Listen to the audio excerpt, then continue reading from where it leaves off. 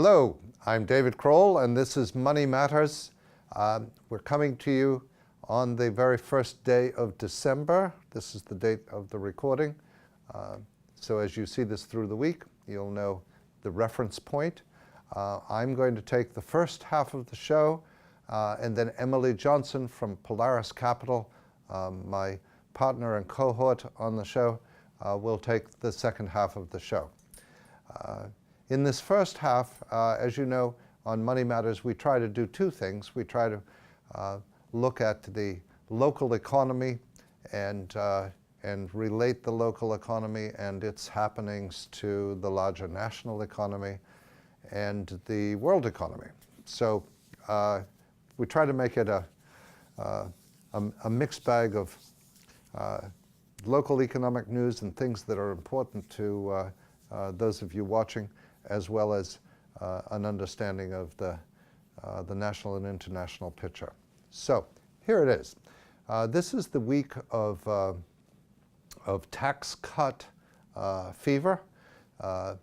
In the past week, we've seen the House of Representatives pass the tax cut or tax reform bill.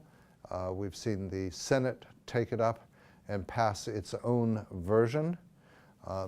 Those two versions are now headed into reconciliation. There may be direct passage of the bill as early as today, the 9th, but that appears still unlikely for a little while yet. The numbers and the analytics on the tax cut are quite striking. The outside economic analysis, this is outside of the government, the consensus amongst economists is that the tax plan or the tax cut represents a $1 trillion to $1.5 trillion deficit for the federal debt. It represents deficit spending. As such, it's a huge stimulus to the economy. So the very interesting consequences of this is a sort of lesson in economics. I'm very consciously keeping my political hat off today because they're strikingly left-leaning and right-leaning ways to view this tax proposal. I'm trying very, very hard to be as clear on a factual basis and on the basis of economic theory as I possibly can. So when this is most definitely a plan that will cause a deficit to occur. The Republican makers of the plan are countering that with the fact that if the economy grows fast enough, then the growth in the economy will increase government tax revenues, which will cancel out the impact of the deficit. It will be dollar neutral. The tax plan will be dollar neutral if growth happens fast enough. There's a problem there, and the problem is a very simple one as follows. The economy has already been growing since the recession in 2008-9. It's already been growing continuously, quarter over quarter, year over year, ever since. We have a warm economy. We have what appears to be 2.3 to 2.5% growth. The last 2 quarters have been gross domestic product, GDP, has been slightly higher than 3%, but that's considered by economists to be a little bit of an aberration. And the real growth is about 2.3, 2.5%. but it's been continuous for a very long time. The result of such a long period of continuous growth is that the labor market is tight. There is 4.1% unemployment, which is on a theoretical basis, on a theory of labor force economics, actually constitutes close to full employment in the United States.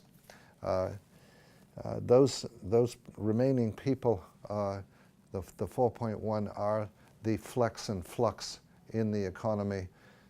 In most labor markets, there is close to 100% employment. So here's the conundrum. If you take a warm economy with a tight labor market and you stimulate it, and $1 trillion to $1.5 trillion would be one heck of a stimulus, then you spark inflation. There's no factual dispute about that. That's exactly what occurs. That's how inflation occurs. So we have a fire going, and we're dumping a can of gasoline on the fire, and the fire will roar up. The fire is inflation. Inflation is running right now at the Federal Reserve target. Janet Yellen said yesterday to a congressional committee, gee, we don't want to put a damper on the economy. The Federal Reserve doesn't. And the incoming Federal Reserve replacement for Janet Yellen says the same, that the Fed doesn't want to be in a position of putting a damper on the economy by rapidly increasing interest rates. But it will have absolutely no option but to rapidly increase interest rates if inflation sparks up. The Fed manages two major variables in our economy, the Federal Reserve. One of those is employment, and the other is money supply, interest rates, and inflation. So the interrelationships are very tight interrelationships. If the economy expands too fast, inflation is set off, the Federal Reserve steps in and cools the economy down by increasing interest rates. So however you look at it, if you're a Republican representative or senator, you are fully in support of this tax bill, which 80% of the benefit goes to corporations, major successful corporations and wealthy individuals. 80 cents out of every dollar goes there. You say, well, the justification for this very top-heavy plan is that it will grow the economy and create great jobs. If you're right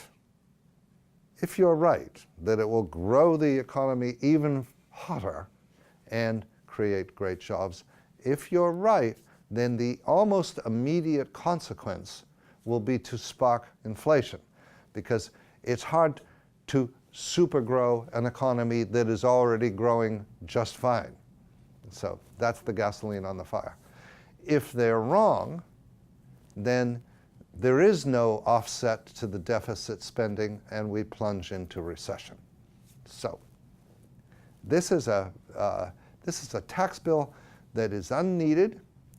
On the one hand, say the Democrats, because it's going to wreak economic disaster, and on the other hand, the Republicans say this is the solution to the fact that the economy has been growing successfully for the last almost 10 years, but it hasn't been producing really high-quality jobs with good wages. So there you have it. But the facts of the situation are that we're in for a rough and tumble time from the point of view of the economy and what it does, how it digests this new tax bill. It is going to be a difficult one. Most of the other changes in the tax bill, not the core of it is the reduction of the corporate tax rate, removal of the estate tax, but most of the other adjustments, although there's a great deal of conversation about them, do not have big impact. Okay, this is David Crowell for Money Matters, and I'm David Crowell of Mortgage Network, and we look forward, please come back in a minute to hear Emily Johnson and her take on a very, very busy week in Wall Street. Thank you.